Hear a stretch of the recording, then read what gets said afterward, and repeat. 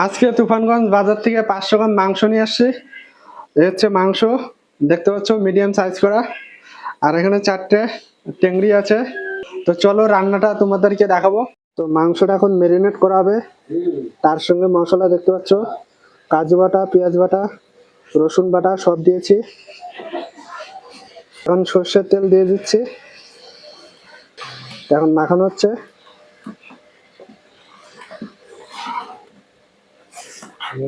তো এখন লবণ চলে যাচ্ছে পরিমাণ মতো।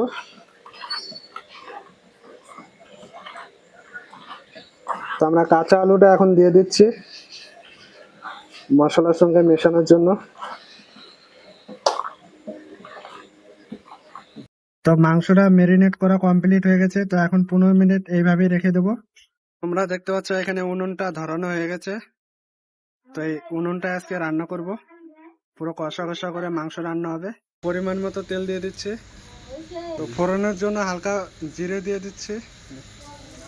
এখানে আছে শুকনো লঙ্কা আর তেজপাতা।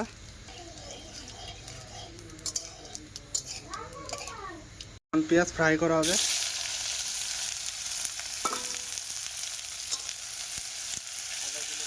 তো পেঁয়াজটা হালকা লাল লাল হওয়ার পর মাংসটা দিয়ে দেবো।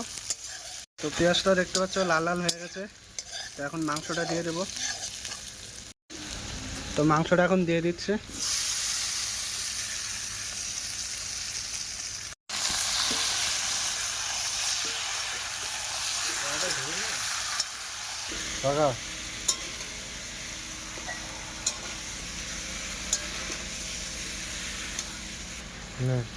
এখন পরিমাণ মতন হলুদ দিয়ে দিচ্ছি।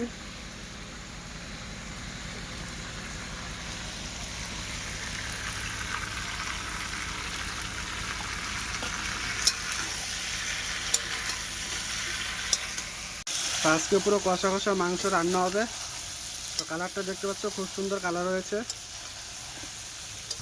তো মাংসটা এখন ঢেকে দিচ্ছি সেদ্ধ হওয়ার জন্য। তো আজকে কাঠের জালে রান্না করছি। তো গ্যাসের থেকে কিন্তু কাঠের জালে রান্না কিন্তু খুবই টেস্টি হয়।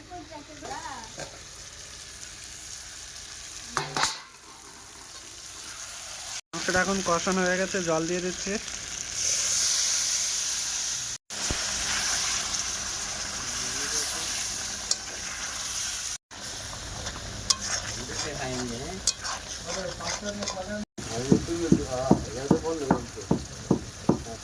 মাংসটা কষানো হয়ে গেছে, দেখতে পাচ্ছ তোমরা। হচ্ছে গরম মশলা দিয়ে দিলাম। পুরো লাল লাল ঝাল ঝাল হয়েছে, কালারটা দেখতে পাচ্ছ। তো মাংস রান্না কিন্তু কমপ্লিট হয়ে গেছে, এখন নামাতে হবে।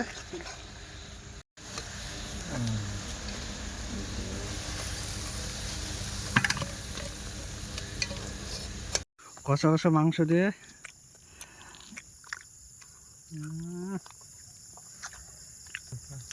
তো মাংসটা হেভি রান্না হয়েছে, জাস্ট ফাটাফাটি খেতে।